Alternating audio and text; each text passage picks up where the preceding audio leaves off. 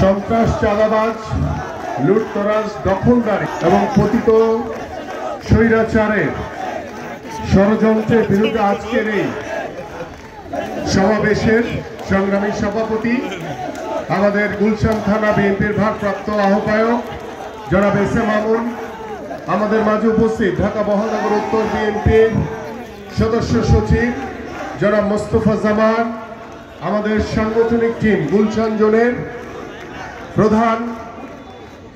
ঢাকা মহানগর উত্তর বিএনপির যুগ্ম আহ্বায়ক মুস্তাফিজুর রহমান সেগুন এবং এই গুলশান বনানী ক্যান্টনমেন্ট ভাষান্টেক 4 থানা মিলে আজকের এই সমাবেশকে সফল করার জন্য যার সার্বিক তত্ত্বাবধানে আজকের এই সমাবেশ অনুষ্ঠিত হচ্ছে, আমাদের সেই প্রিয় ভাই যিনি গত আন্দোলনে তার গুলশান ক্যান্টনমেন্ট এবং ভাষান্টেক থানার বিষয়ে তিনি কনসার্ন ছিলেন এবং সার্বিকভাবে সহযোগিতা করেছেন। আন্দোলন সংগ্রামে তিনি বলিষ্ঠ ভূমিকা রেখেছেন। আমাদের সেই প্রিয় ভাই জনাব কামাল জামাল মোল্লা আমাদের মাঝে উপস্থিত, আমাদের ঢাকা মহানগর উত্তর বিএনপির অন্যতম যুগ্ম আহ্বায়ক জনাব এস এম জাহাঙ্গীর, যুগ্ম আহ্বায়ক আসর রহমান চেয়ারম্যান এবং আমাদের ঢাকা মহানগর উত্তর সংগ্রামী আহ্বায়ক জনাব শরীফুদ্দিন, সদস্য সচিব জনাব সাজ্জাদুল মিরাজ সহ আমাদের এখানে ঢাকা মহানগর উত্তর বিএনপির সদস্যবৃন্দ রয়েছেন। আমি সবার নাম বলতে গেলে অলরেডি আদানের সময় হয়ে গেছে। আমি আন্তরিকভাবে ধন্যবাদ জানাচ্ছি আমাদের সকল মহানগরের সদস্যবৃন্দ যারা এখানে উপস্থিত হয়েছেন এবং আমার সামনে উপবিষ্ট আমার প্রিয় গুলশান বনানী ক্যান্টনমেন্ট এবং ভাষান্টেকের বিভিন্ন পর্যায়ের নেতৃবৃন্দ এবং আজকে যিনি সঞ্চালনায় ছিলেন আমাদের মিজান ভাই সহ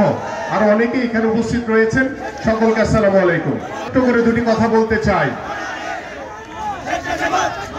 গত 5ই আগস্টের পরবর্তীতে গত 17 বছর যখন বাংলাদেশে আমরা বিএনপির ভারপ্রাপ্ত চেয়ারম্যান জনাব তারেক রহমানের নেতৃত্বে এই স্বৈরাচার শেখ হাসিনার পতনের লক্ষ্যে আমরা যে আন্দোলন করেছি, সংগ্রাম করেছি, আমাদের বহু ভাইদেরকে গুম করা হয়েছে, আমাদের বহু ভাইদেরকে হত্যা করা হয়েছে, আমাদের